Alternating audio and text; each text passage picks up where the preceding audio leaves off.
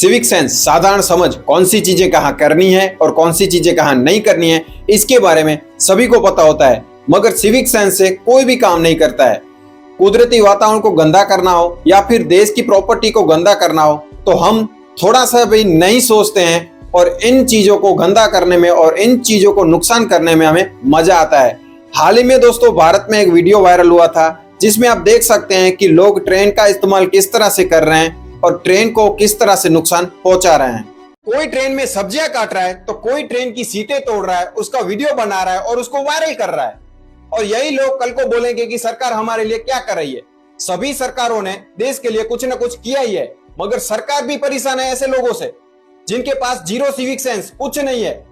कौन सी चीजें कहां करनी है और कौन सी चीजें कहां नहीं करनी है, इसके बारे में कुछ पता ही नहीं है। लखनऊ से मुंबई जाने वाली ट्रेन, जिसे रास्ते में सिग्नल ना मिलने के कारण ट्रेन खड़ी हो जाती है और उसी दौरान ट्रेन के पास में एक खेत होता है और उस खेत में पपीते के पेड़ लगे होते हैं और उसी दौरान ट्रेन में से कई सारे लोग उस खेत में जाते हैं और पपीता चुरा के लेके आते हैं और ट्रेन में बैठ के पपीते की पार्टी करते हैं। उन्होंने जरा भी नहीं सोचा कि कल को जब किसान को पता चलेगा कि ये सब पपीते कहाँ गए तो उस बेचारे किसान की क्या हालत होगी। वैसे दोस्तों इन सभी पे कानूनी कार्रवाई हुई है और इन्हें सजा भी हुई है, मगर दोस्तों बात यह है कि इंसान अपने स्वार्थ के लिए किसी भी हद तक जा सकता है और ऐसी घटिया हरकतें भी कर सकता है। इंडिया में आपको दो तरह के लोग देखने के लिए मिलेंगे। नंबर एक, जो बाबाओं और अंधभक्ति में पड़े हैं, बाबाओं के चक्कर में पड़े हैं और इतनी अंधभक्ति में पड़े हैं कि ये खाओ तो ये हो जाएगा, बाबाओं के कहने पे कि ये खाओ तो तुम्हें नौकरी मिल जाएगी, ये खाओ तो ये हो जाएगा, ये करो तो वो हो जाएगा, इन जीव की बलि दो तो ये तुम्हारा काम हो जाएगा। और साथ ही साथ इनके बाप दादाओं के जो घटिया रीति रिवाज हैं उनके चक्कर में इनकी लाइफ बर्बाद हो रही है। जो घटिया रीति रिवाज हैं जो आज भी वो चलाते आ रहे हैं। और दूसरे जो प्रोफेशनल है, जिनके बाप ही प्रोफेशनल है और वही लड़के अपने प्रोफेशनल बाप के पैसे उड़ा रहे हैं जुए में, ड्रग्स में, दारू के नशे में, इनमें सब बर्बाद कर रहे हैं। खुद का जीवन भी बर्बाद हो रहा है, खुद का शरीर भी चला जा रहा है, नशे में धुत पड़े हैं। और यही दो प्रकार के लोग सरकार के सामने सवाल उठाते हैं कि सरकार हमें नौकरी क्यों नहीं दे रही है, सरकार हमें फैसिलिटीज क्यों नहीं दे रही है, सरकार ने हमारे लिए ये नहीं किया, सरकार ने हमारे लिए वो नहीं किया। अरे सरकार तुम्हारे लिए क्या करे?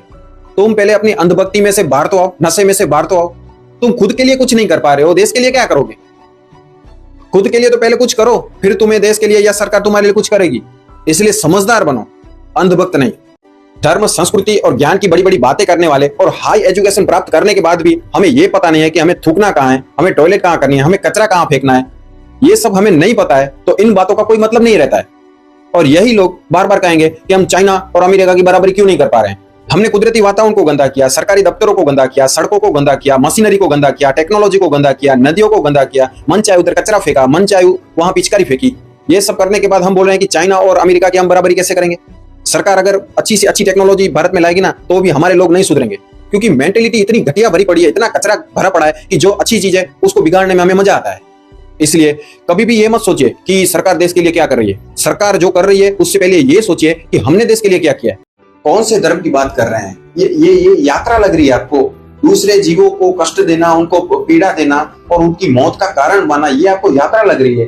पूरी जिंदगी भर जाति के लिए लड़ना, धर्म के लिए लड़ना, ईर्ष्या करना, हिंसा करना, ये सब करने के बाद दूसरे जीवों को कष्ट देना, उनको पीड़ा देना और उनकी मौत का कारण बनना और इस तरह से यात्रा करना, ये आपको यात्रा लग रही है? और अगर आप वाकई में यात्रा करना चाहते हैं तो अगर आप शरीर से फिट हैं तो ही यात्रा कीजिए, बल्कि इस तरह से यात्रा करके आप अपने आप को खुश कर सकते हैं, भगवान को नहीं। और भगवान को सिर्फ एक ही बात अच्छी लगती है और एक ही चीज अच्छी लगती है और वो है सच्चाई, सच्चाई और सच्चाई। इसलिए इस तरह से यात्रा करना बंद कीजिए।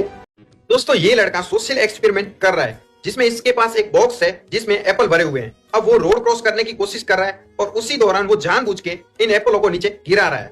मगर दोस्तों आसपास के जितने भी लोग थे वो एप्पल नीचे गिरे हुए थे तो इस लड़के की मदद करते हैं, एप्पल इकट्ठा करके इस लड़के की मदद करते हैं और इस लड़के को एप्पल दे देते हैं। अब इसी एंगल को हम इंडिया से जोड़ते हैं। हाल ही में इंडिया में एक ट्रक का एक्सीडेंट होता है और ट्रक में बकरे भरे हुए थे।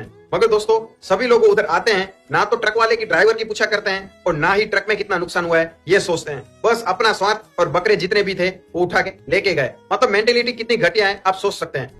ये आदमी ट्रेन से कचरा साफ कर रहा है और उस कचरे को ट्रेन से बाहर फेंक रहा है और उसे ऐसा लगता होगा कि ये नेक काम कर रहा है, मगर ऐसी नेकी किस काम की जिसके कारण हमारा फायदा होता हो और दूसरे का नुकसान। इसलिए अगली बार ये जरूर सोचिएगा कि हम जो काम कर रहे हैं उसे हमें फायदा हो रहा है और दूसरे को नुकसान हो रहा है, तो ऐसे कामों का कोई मतलब नहीं रहता है। केदारनाथ सनातन संस्कृति और सनातन धर्म का धार्मिक स्थल, और इसी धार्मिक स्थल पे पिकनिक किया जा रहा है, शराब पी जा रही है, कचरा किया जा रहा है, रोमांटिक मूड में फोटो खींचे जा रहे हैं। ये सब केदारनाथ पे किया जा रहा है। लाइन में खड़ा होने के लिए धक्का-मुक्की कर रहे हैं, लोग लड़ रहे हैं। मतलब पिकनिक प्लेस बना दिया है। दारू पीना, सिगरेट पीना, प्लास्टिक का कचरा जहां तहां फेंकना, रोमांटिक गानों पे डांस करना, पिकनिक मनाना, पार्टियां करना, ये सब केदारनाथ में नहीं चलता है। केदारनाथ धार्मिक स्थल है, धार्मिक यात्रा है, ना कि आपका टूरिस्ट प्लेस है। और अगर आपको ये सब करना है तो कोई टूरिस्ट प्लेस पे जाके करिए, केदारनाथ पे नहीं। ये केदारनाथ धार्मिक स्थल है। दर्शन के लिए लाइन में खड़े होना और लाइन में खड़े होते हुए भी लड़ना, ये सब केदारनाथ पे नहीं चलता है। और अगर आपको इस तरह से ऐसी घटिया हरकतें करने के लिए केदारनाथ पे जाना है तो मत जाइए, वरना फिर से कुदरती आफतें आएंगी और उस कुदरती आफतों में आपको पता ही है कि कितनी हानि होती है। और अगर आपको ऐसा सब करना है तो फिर कुदरती आफतों के लिए तैयार रहिएगा।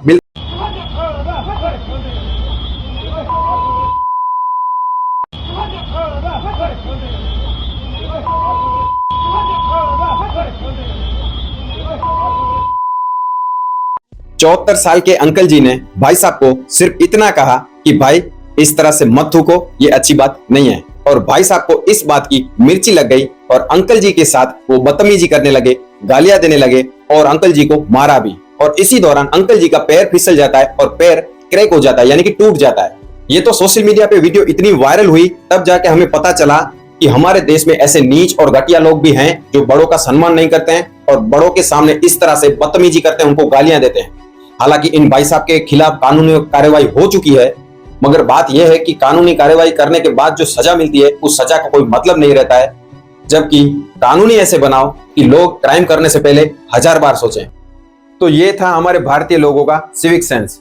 कुदरती वातावरण को गंदा करना, सरकारी प्रॉपर्टी को गंदा करना, उसे नुकसान पहुंचाना, बड़े लोगों के साथ बदतमीजी करना, बड़ों को मारना, उनको पीटना, अंधश्रद्धा में पड़े रहना, बाबाओं के चक्कर में पड़े रहना, नशे में पड़े रहना, दारू पीना, ड्रग्स के नशे में पड़े रहना, दारू का सेवन करना, सिगरेट का सेवन करना, ये सब करके लोगों के साथ झगड़ना, उनको गालियां देना, उनके साथ लड़ाई झगड़ा करना और सरकारी प्रॉपर्टी को नुकसान पहुंचाना, उन चीजों को घर पे चुरा के लेके जाना, ये सब चीजें और ऐसी मेंटेलिटी वाले लोग हमारे भारत में कूट कूट के भरे पड़े हैं।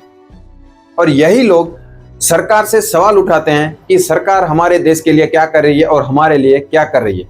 सरकार से सवाल उठाने से पहले ये जरूर सोचिएगा कि हमने देश के लिए क्या किया है। मिलते हैं अगले वीडियो में, तब तक के लिए जय हिंद।